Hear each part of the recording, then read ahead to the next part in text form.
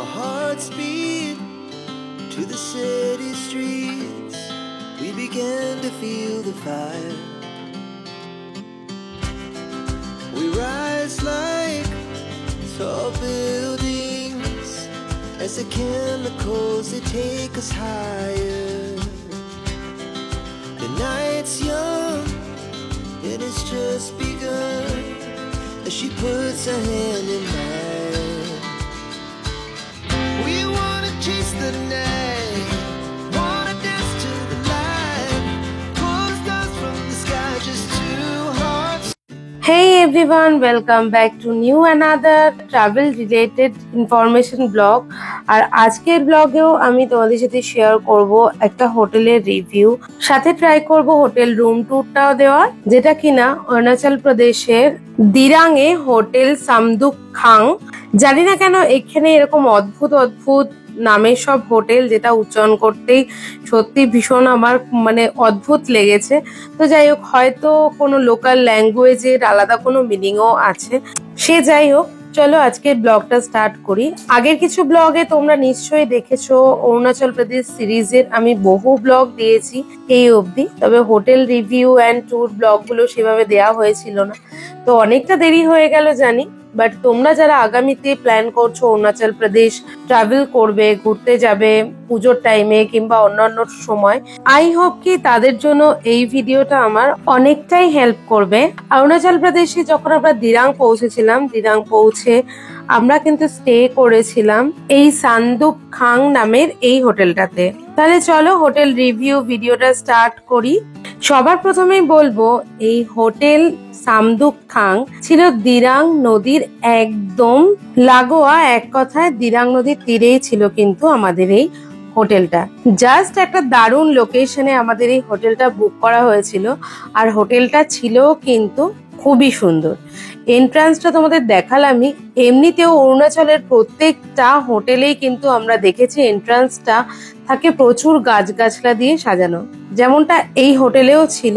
এবার আসি আমরা এই হোটেলে কেমন রুম পেয়েছিলাম। রুমও ছিল কিন্তু অদ্ভুত সুন্দর। আই হোপ কি তোমরাও যদি এই হোটেলটায় কখনো স্টে করো, তোমাদেরও কিন্তু এই হোটেলের রুম কিংবা পুরো হোটেলটা তোমাদের খুবই পছন্দ হবে, আর লোকেশনটাও জাস্ট দারুণ লাগবে। একটা মেইন ভিউ পয়েন্ট কিন্তু এই দিরাঙের দিরাং রিভার, যে রিভারের তীরেই কিন্তু এই হোটেলটা লোকেটেড। তো এই হোটেলের জাস্ট ব্যালকনিতে দাঁড়ালেই সময়টা জাস্ট কেটে যাবে।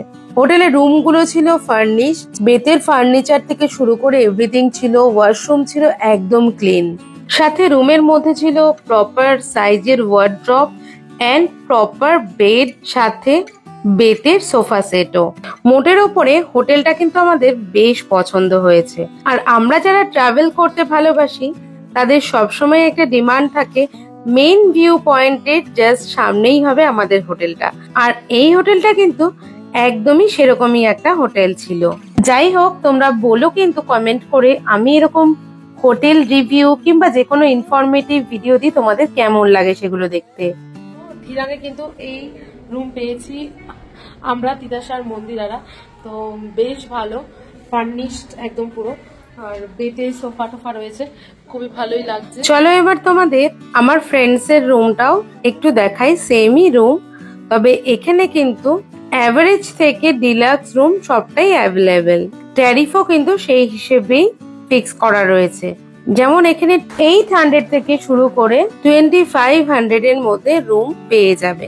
তো চলো এবারে যাব আমি এখানের মেইন অ্যাট্রাকশনের জায়গাটাতে। এই হোটেলটা কিন্তু বেশ অনেকটা বড়, প্রচুর রুম অ্যাভেলেবেল, দেখতেই পাচ্ছ চারিদিকে প্রচুর রুম রয়েছে। এখন আমরা রয়েছি হোটেলের করিডোরে, আর প্রত্যেকটা করিডোর থেকে কিন্তু মেইন ব্যালকনিতে আসা যায়। তো এখানে কিন্তু একটা কমন মেইন ব্যালকনি, যেখান থেকে কিন্তু দিরাং রিভারের ক্লিয়ার 360 ডিগ্রি ভিউ পাওয়া যায়।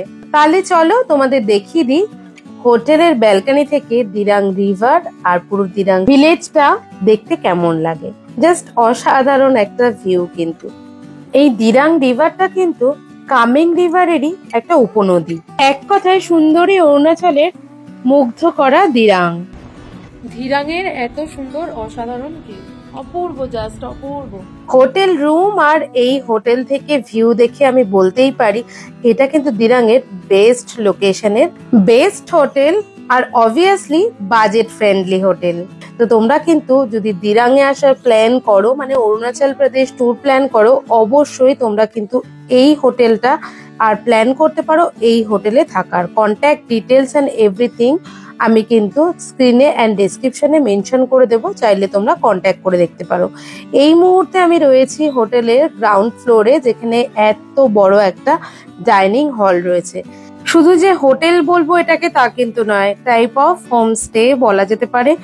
এখানে আমি যে কটা হোটেলে থেকেছি অরুণাচল প্রদেশে এসে, প্রত্যেকটাই কিন্তু হোটেলের সাথে সাথে রয়েছে কিন্তু হোমস্টেতে থাকার মতন সুযোগ সুবিধা। আর এখানে এলে তোমরা দেখতে পাবে প্রচুর গাছপালার সাথে খুব সুন্দর সুন্দর সাকুলাম, নাম জানা অজানা অনেক সুন্দর সুন্দর ফুল। হোটেল রিভিউ ভিডিওটা তোমাদের কেমন লাগলো অবশ্যই জানাতে ভুলো না, ভালো লাগলে একটা লাইক করে যেও।